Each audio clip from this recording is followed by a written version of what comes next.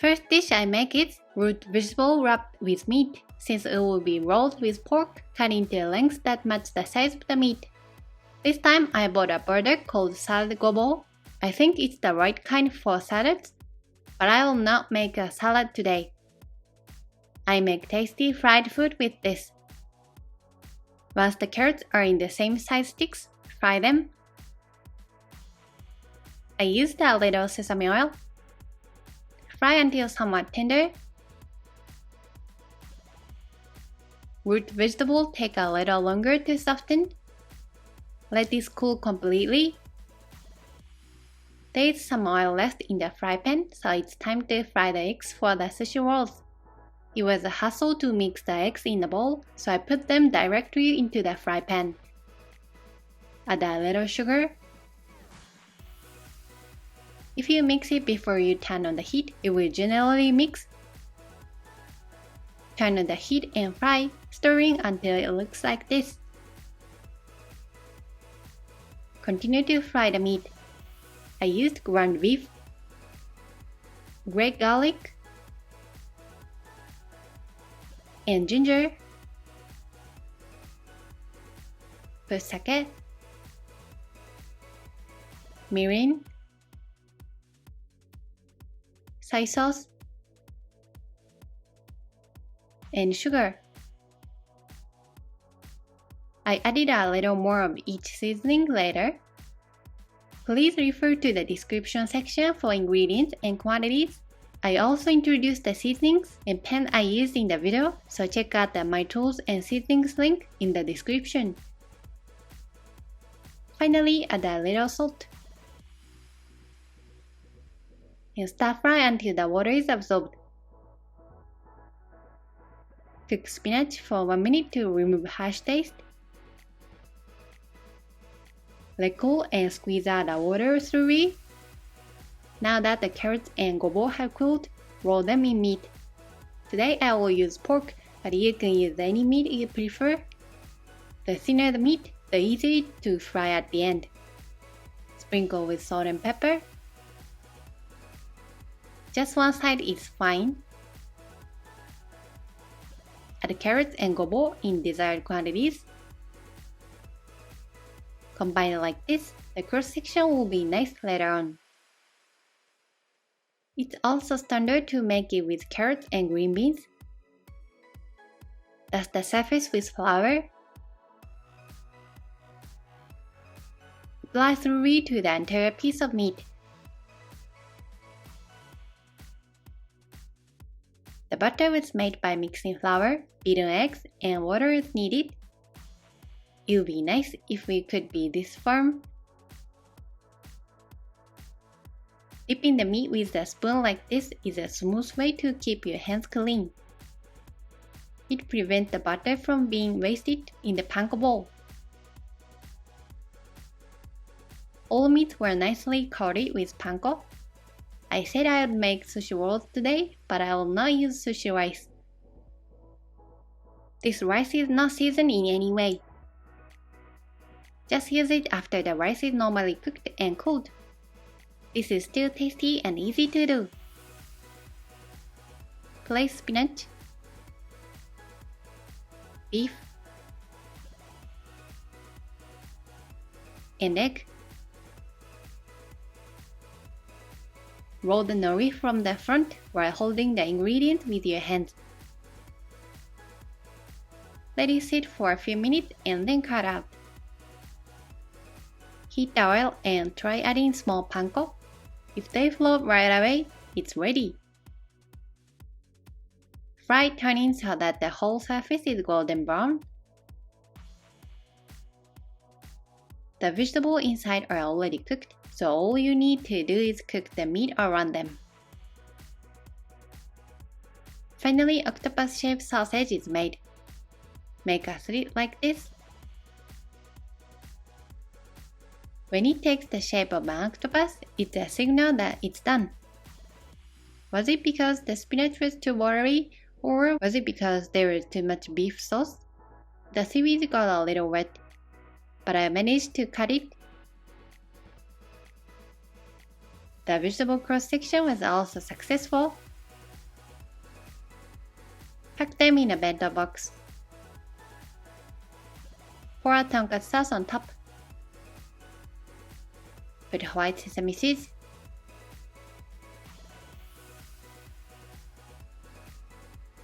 Next, I will introduce a very simple fried rice dish with a minimum number of ingredients. But first, let's start with making croquette. Finely chop the onion. Cut potatoes into thin slices as they will be cooked in the microwave. Warm at 500 watt for 5 to 6 minutes. The secret is to fry the onion in butter. The croquette will taste so much better. When the onions have softened to some extent, add ground meat. Season it with sake, soy sauce, curry powder, sugar, and miso paste. If you like, you can add a little dashi powder or stock powder. My miso already has dashi in it, so I did not add it. Turn off the heat when the liquid is gone. When potatoes are soft enough, mash them. Mix the meat from earlier with the potatoes.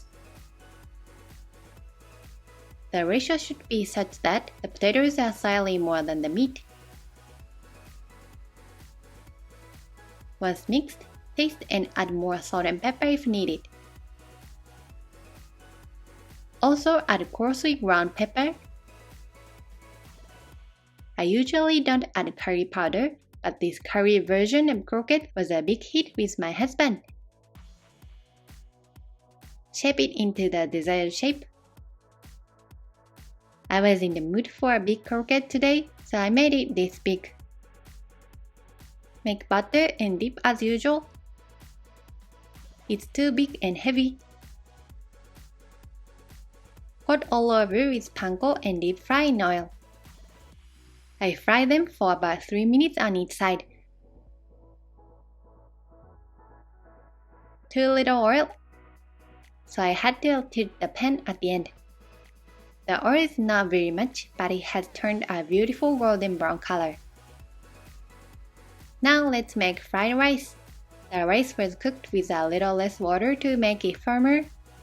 Whenever I make fried rice, I always do so. Put oil in a warm fry pan and crack eggs into the pan. If the oil is hotter, the edges of the white will be nice and slightly charred. Please do so, everyone. Put rice here.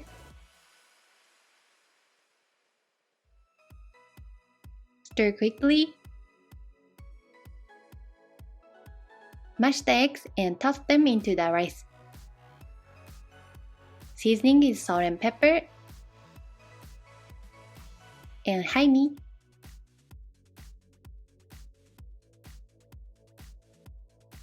Stir fry the rice over high heat as if to remove water from the rice.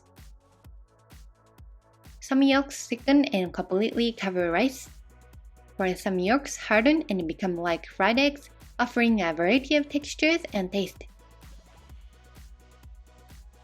Add fried pepper for extra flavor.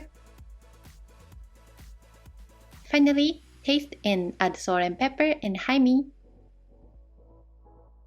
In Japan, the ideal fried rice is one in which each grain of rice can be felt and is not sticky. If the rice is cooked a little firmer in advance, it's easier to make the rice into flaky and nice. Spread a salad under the croquette. It's best when eaten with tonkatsu sauce.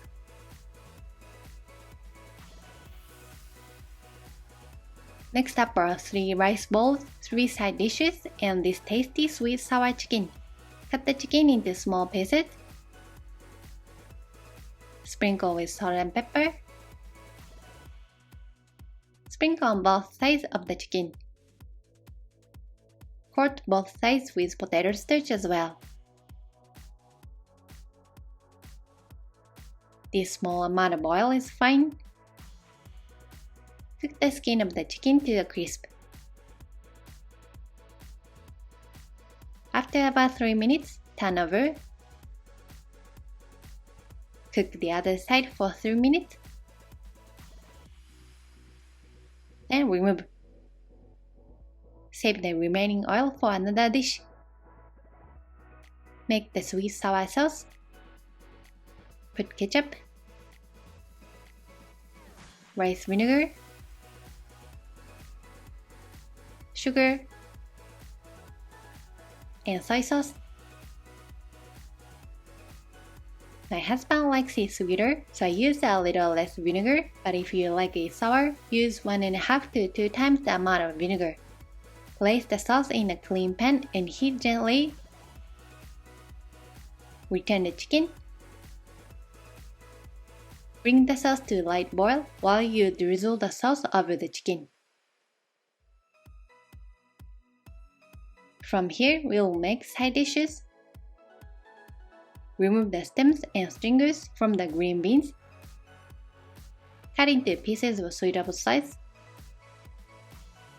Peel and thinly slice the lotus root. Since lotus root discolors quickly, soak it in vinegar water until you are ready to use it. Thinly slice the kabocha as it will also be used. Our kabocha squash both are broad, also hard. I skipped microwaving it for a minute or so beforehand, so it was really hard to cut it. Prepare a pan or pot of boiling water and boil the green beans for 2 minutes. Roast kabocha in olive oil until tender.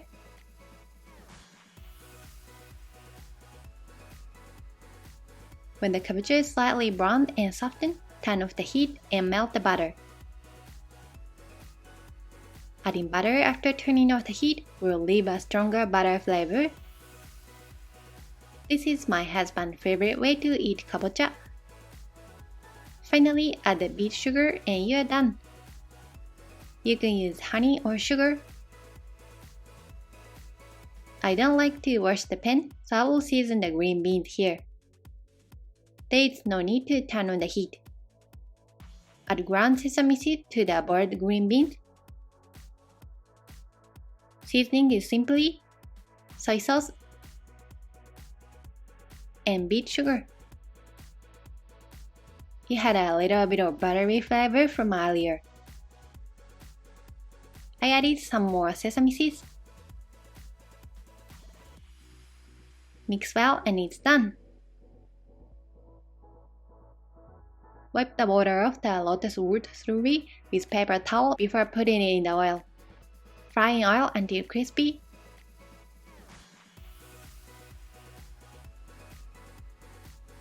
Deep fry until lightly browned. And you have crispy, delicious lotus root chips. Finally, we will start making onigiri. Since kombu tsukudani, sweet salty simmered kombu is expensive and in large quantities when bought, shio kombu is used instead. Add dried bonito flakes, soy sauce, sesame oil, and sugar. This is super delicious when eaten with rice. Since it's difficult to grab the rice when it's hot, it's recommended that the rice be placed in the bowl to cool slightly. Wet your palm slightly and spread a little salt. Make a small rice bowl and punch a small hole in the middle. After adjusting the size to fit the size of your bento box, roll it in nori seaweed as desired. Place kombu you just made. This is umeboshi pickled plum. Chicken and side dishes are also packed in the bento box. The last rice bowl is cold raw. It was frozen and thawed naturally. Put white sesame as you like.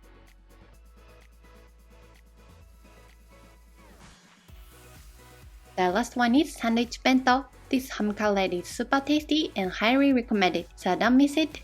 I'm gonna make 3 kinds sandwich, and first I prepare kabocha squash salad. In this case, I warmed it in the microwave for 1 to 2 minutes before cutting. Warm in microwave for 5 to 6 minutes to soften completely. My husband loved it when I put raisins in kabocha salad. The raisins are large, so cut them into small pieces. I have extra carrots in the fridge, so I will use these for sandwiches as well.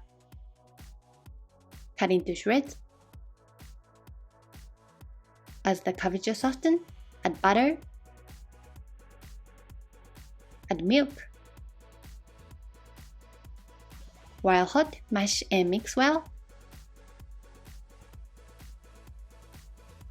The water content of kabocha varies quite a bit from one kabocha to another, so if you use a kabocha with a high water content, you should reduce the amount of milk. Add raisins and mix. When eaten by itself, a little honey or beet sugar is added. It's so good. It tastes different from other kinds of squash, so please try making this when you can get this type of kabocha squash. Lightly fry carrots with a little oil and season with salt and pepper. Next is a ham and cheese cutlet that turned out super tasty, and I was very pleased with it. Prepare your favorite cheese and ham. I used cheddar cheese. Place a piece of cheese between each of the 4 pieces of ham. To prevent the cheese from coming out when fried, the cheese should be a little smaller like this. Once the cheese is placed, place the ham on top and repeat. I used 4 pieces of ham and 3 layers of cheese. Coat thickly with flour. Flour the sides thoroughly as well. Make a batter with flour and water. I was too lazy to add beaten eggs, so I just used flour and water. Drizzle with butter and coat with panko. The key is to apply the panko thickly, so it's dipped twice in butter. Be sure to apply it well, especially on the sides, so that the panko can be coated generously. This way you can enjoy the crunchy texture and at the same time prevent the cheese from coming out during frying. Fry in oil. Only the butter needs to be cooked through, so I fry them for 2 minutes on each side, for a total of 4 minutes. The color of the cutlet turned out nice and browned.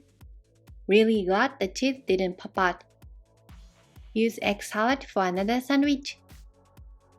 Prepare boiled eggs. I chilled it in the fridge for a bit. After lightly crushing, season it with mayonnaise, yogurt, salt and pepper, coarsely ground pepper, haimi, and sugar. Mix well and it's done. Cut cucumbers to the size of the bread. Wipe off moisture thoroughly. Now that the ingredients are ready, let's make the sandwiches. Spread mayonnaise. Top with kabocha salad and carrot. I like the carrots because of the vitamins and the pretty color, but my husband would have preferred a sandwich with just kabocha salad. For the second one, after spreading the mayonnaise, place the cucumbers on top. Top with as much egg salad as you like. I will add karashi, Japanese mustard, to the ham cutlet sandwich. Mayonnaise and karashi is the best combination when eating cutlet. Spread shredded cabbage as you like. Pour tonkatsu sauce on top. Last time I used a different kind of cheese, but when I made it with cheddar cheese, I was surprised that the ham cutlet were even better. I'll make it again. My husband said the kabocha salad sandwich would be the perfect dessert sandwich if it didn't have carrots. What kind of sandwiches do you like? I'm thinking of making sweet potato salad sandwich next time. I would be happy if you could use any of these recipes for lunch or dinner in addition to bento. Thank you so much for watching our video. Please subscribe to our channel. If you are already a subscriber and would like to support our channel, please join our membership. Membership feedback will be reflected in content creation. See you in the next video.